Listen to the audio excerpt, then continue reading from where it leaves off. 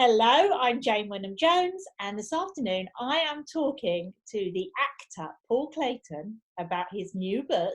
Not that new, it's been out a little while, but his exciting book, The Punishment. Hello, Paul. Good afternoon, Jane. How lovely to see you. It's lovely to see you too in these strange lockdown days. I'm just wondering if any books that we have to write in the future will have to feature this. Yes, I don't know. It's a debate that's been going on among the publishing profession.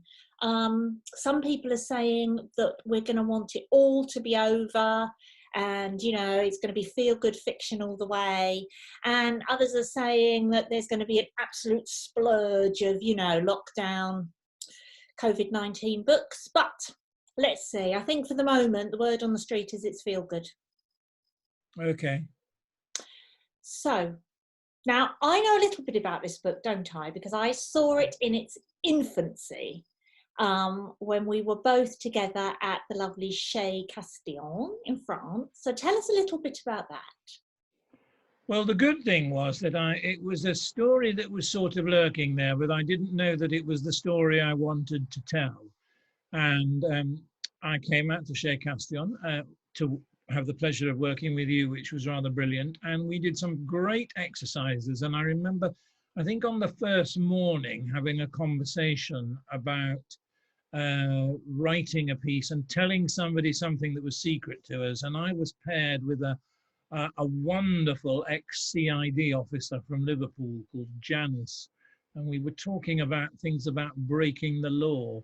And this little germ that was lurking at the back of my mind from my past when I was 25 sort of bubbled up.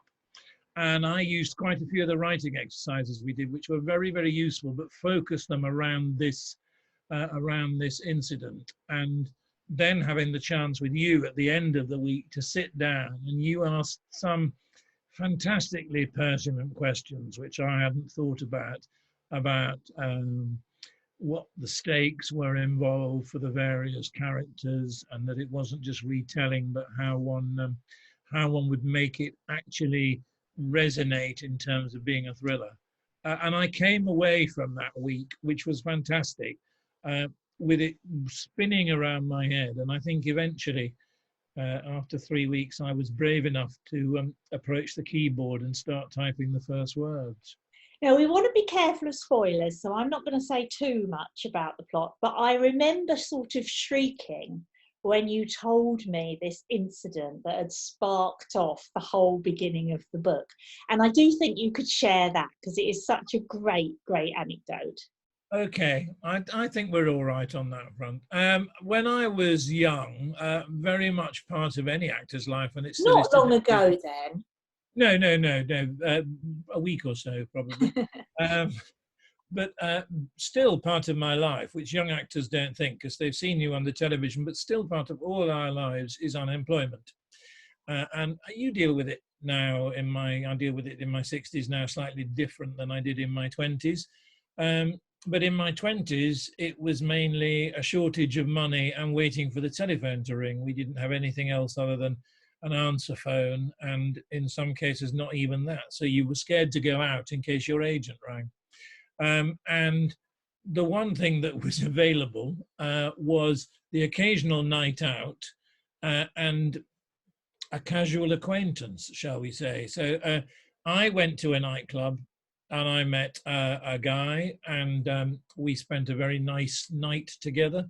And the following morning, you're having that embarrassing conversation, which is, it's all been fun, but let's get on with our separate lives. And he asked that question, which we get asked quite a lot, which is, what do you do?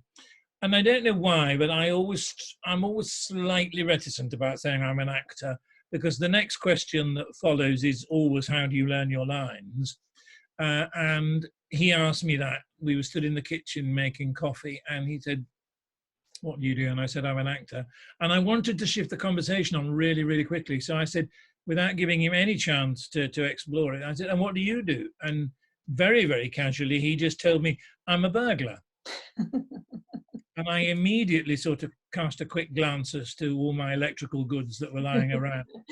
And he reassured me I was safe. He said, "It's not my manner, mate. You're fine. I can put the word out."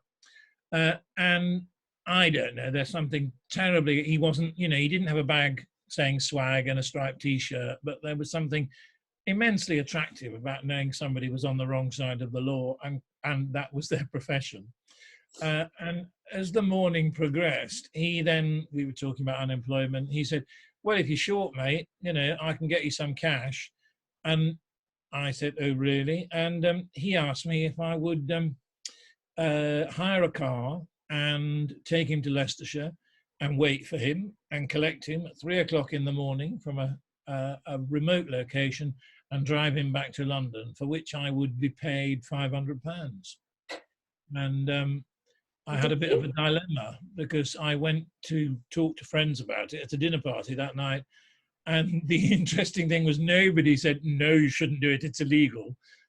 Everybody said, "Well, the thing is there any chance you'll be caught?" Yeah.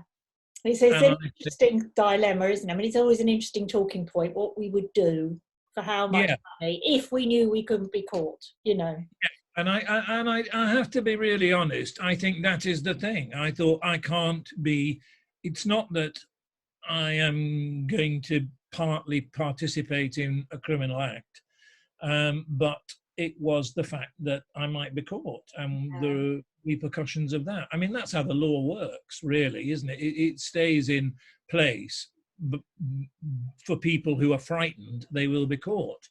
Yeah. That's why so many people break it. And so I did go back to him. I met him in the pub the next night, and I said, I can't do this. I can't help you, I'm afraid. But in the book, I have worked on the scenario as to what if the person who was asked to do that request said yes. Yeah, indeed. And we're going to be very careful not to have any spoilers, as I said. But it is a really intriguing book. It's a great plot. It's a great premise. I enjoyed it very thoroughly. So you tell us a little bit about that book, so that I am not at risk of dropping any clangers. I like loads of books. I am very fond of whodunits and mysteries, but I do like something that makes me turn the page. And that, I think, was the quintessential thing I wanted to achieve.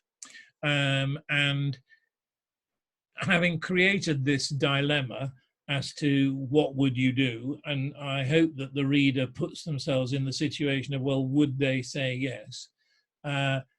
We then explore what happens when you do say yes. And I have a belief that whatever you do at any point in your life, you will get retribution for it, hence punishment. So there is punishment for everything. And sometimes there is even punishment for doing good.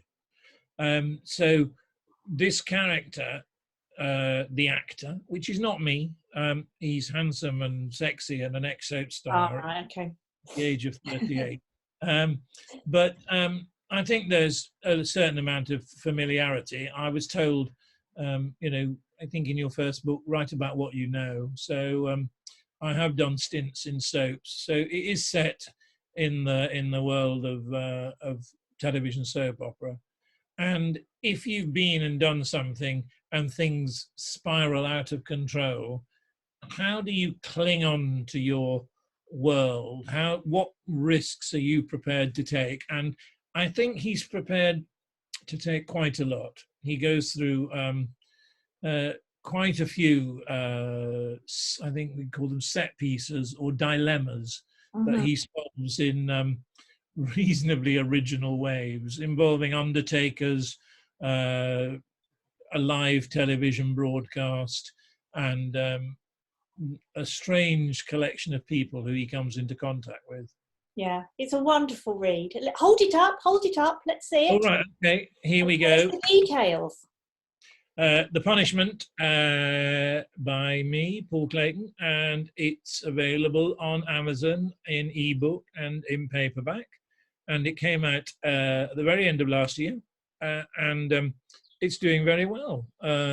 People are liking it, and People who know me who read it have mailed and complained that they were still turning the pages at 2 a.m., which indeed I was doing last night with a Ragnar Jonasson book, the new Ragnar Jonasson, and I was doing exactly the same game. I'm just going to do one more chapter. Yeah, always a good sign.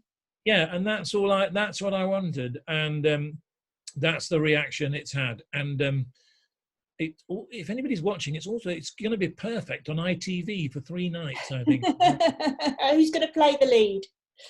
I don't know, but it won't be me. There's a lot of running involved, and that's something I try to avoid these days. Well, you heard it here. Hold it up again. It's The Punishment. Okay. It's The Punishment by Paul Clayton. I do recommend it. Fab read.